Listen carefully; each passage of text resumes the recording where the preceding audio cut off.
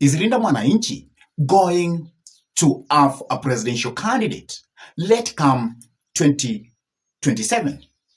Because from all indications, it is quite clear that Linda Mwanaichi is actually going to have a presidential candidate let come 2027. And from the word go, the Linda Mwanaichi group, they have always been coming out and they have always been saying that they cannot join William Samoei Arap Ruto and support his bid for presidency let come 2027, because they believe that William Samoei Arap Ruto has done a lot of things which their conscience can actually not be able to favor.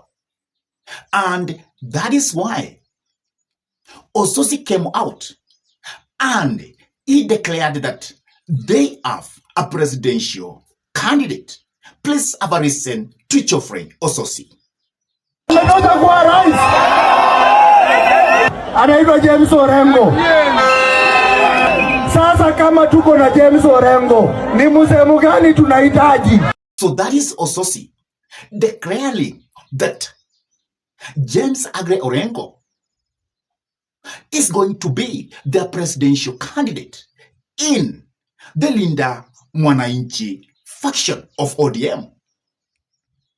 And many people, they have been thinking that it is Edwin Sifuna who was actually likely to be their presidential candidate.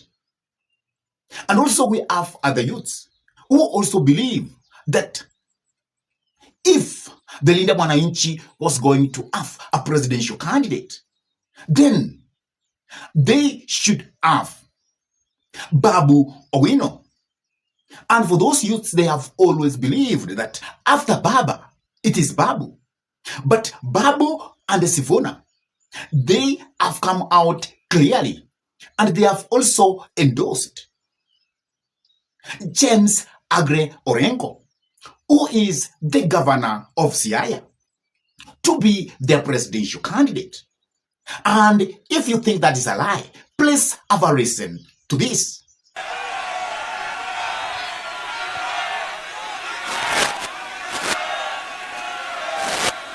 Mheshimiwa Orengo, kwa niaba ya vijana wote ambao umetufunza siasa, kwa niaba ya vijana wote ambao umetulea, kama hatujawahi kukuambia, nataka niseme leo tukiwa Kisumu, asante sana kwa kutushikilia mkono, kwa kuheshimu maoni ya vijana, kwa kutufunza siasa, kwa kutuelekeza katika masuala ya kisheria, kwa kututoa katika ngori wakati watu kama Babu wameshikwa. Wewe uko pale mstari wa mbele. Kuna wazee aina mbili. Vijana oe! Kuna wazee aina mbili.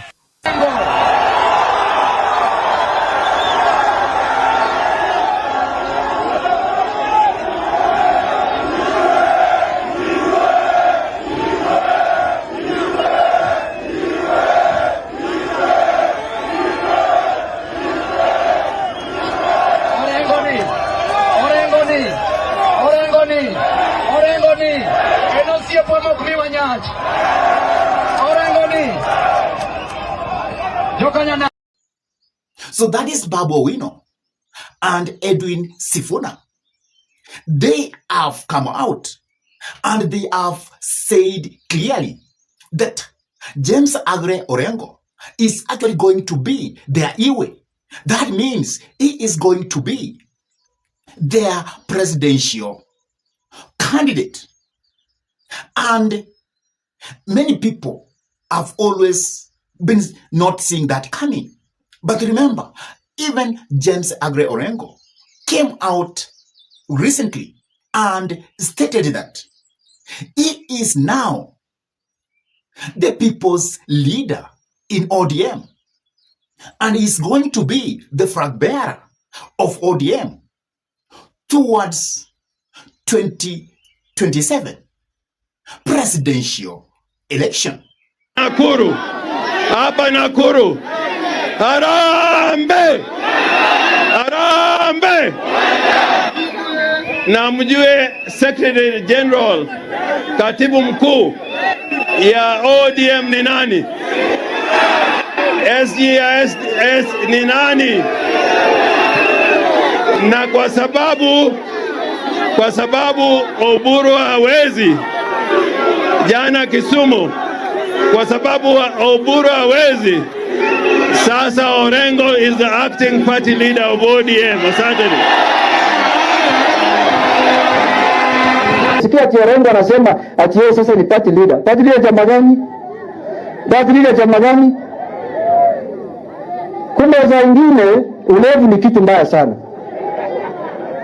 Ulevi ni kitu mbaya sana. Chama ya ODM party leader wake ni Dr. Buru na chairman wake ni Gladys Jasuna.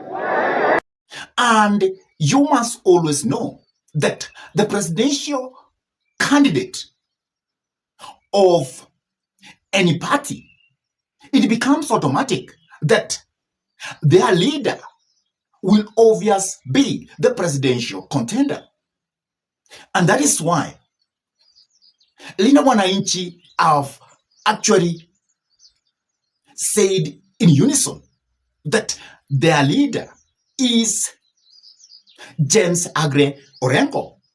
And I think this might be a very good thought, because James Agre Orengo is a brand politician. Is a politician who has been in the trenches to champion for multi-party democracy. And he is a person who mirrors the kind of politics that Right Honorable the late Raila Amolo Odinga used to play. And that is why he looks quite attractive for this group. And for Babu, he has put it very clear in the open that he is going to run for the gubernatorial position of Nairobi, and is going to be a governor for 1 term. And for Babu, he has told the people of Kisumu that let come 2032, he will run for the presidency of this nation. And that is why he is saying that 2032, his people will go to State House, kukojoa huko. Watu wanasema kila siku usiseme nia yako, usiseme plan zako. Mimi kama Babu Owino, mimi naenda gavana wa Nairobi term ngapi? Term ngapi? 2032. 2032. 2032. 2032. Mtakuja mkojoe State House. So it is now very clear that Linda Mwanaichi group or faction has actually decided that it is going to have a presidential candidate, let come 2027. And there are various reasons why that group must have a presidential candidate. Because it is very clear that they have been saying that for them, they are on the one-term side. And they want to push William Samoei Arap Ruto out of power. And they want to have to take up the leadership of this nation. But remember, in the one-term group, we also have the united opposition. Can we say that the Linda Mwanaichi group is actually going to form a coalition with the united opposition group? I have always been looking at that categorically, but I think that if the Linda Mwanaichi group will do that, they are going to perish because of the Rigathi factor.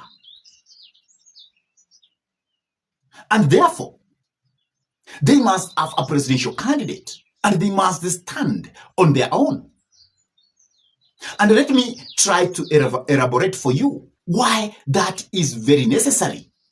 One, you have to understand that the young thugs, that means the Gen Z group, they are pressurizing that the Linda Mwanaichi must have a presidential candidate.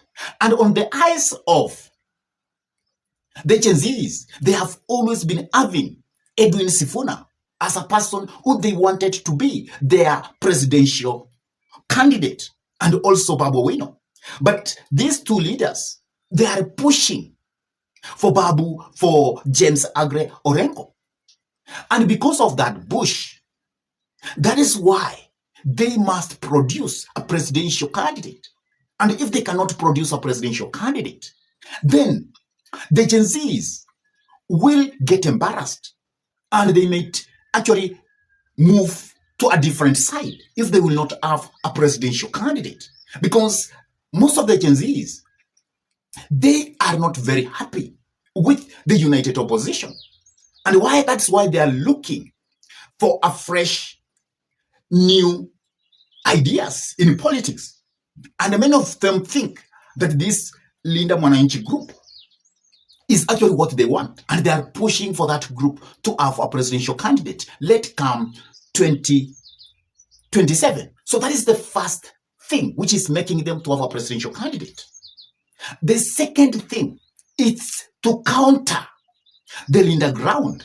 Remember, the Linda ground have put it outside there very openly that for them, they are going to support William Samoei Arap Ruto re-election. And that means they will not have a presidential candidate. Let come 2027. And because they will not have a presidential candidate, that is why for the Linda Mwanaichi to counter the Linda ground, they must have a presidential candidate, such that they will have a presidential candidate by the name of James Agre Orengo going for the presidency.